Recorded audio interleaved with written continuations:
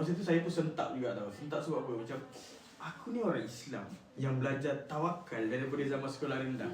Tapi masalah ni punya tawakal lagi tinggi daripada aku. So sampailah waktu saya bekerja, saya sebagai seorang arkitek, saya suka belajar arkitek. Tapi kerja tu saya rasa macam terkongkong.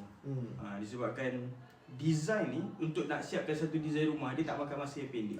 So maksud makan masa yang panjang untuk saya duduk dalam bilik yang ada 4 dinding ni dalam jangka masa yang panjang. So saya stres. Waktu belajar saya suka sebab design is based on apa yang saya suka design. Tapi bila bekerja based on client, based on boss dan sebagainya. So kepuasan bekerja tu tak ada. So dia jadi stres. Okay, bila tak ada kepuasan dia jadi stres lah. Orang seni sama tahu lah kan. Ya kan, orang seni tak ada kepuasan dia jadi stres lah. So waktu tengah stres tu lah saya pergi turun makan, waktu rehat tu, dan jumpa dengan seorang Mak Saleh yang datang daripada England. Okay, dekat Malaysia masa tu. Nampak dia bawa basikal dengan barang banyak dekat atas basikal.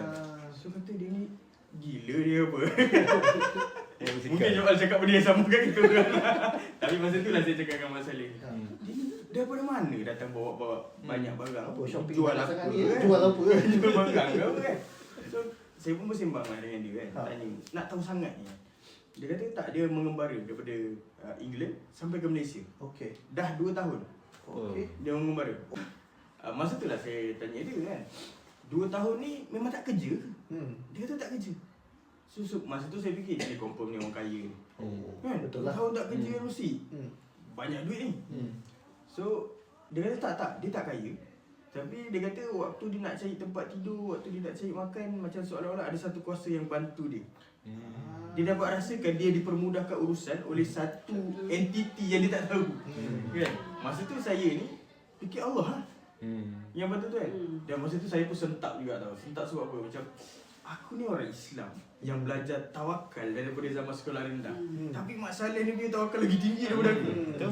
Kan? So masa tu saya macam, are you happy by doing this? Dia kata yes, dia lagi gembira daripada waktu zaman dia bekerja, dia kata. Masa tu macam ting, aku nak buat apa masalah ni, buat nak try lah. Sebab masa tu kita tengah stres, macam tiba-tiba dapat jawapan kan. Dapat petunjuk lah macam tu lah. So saya pun teruslah beli basikal.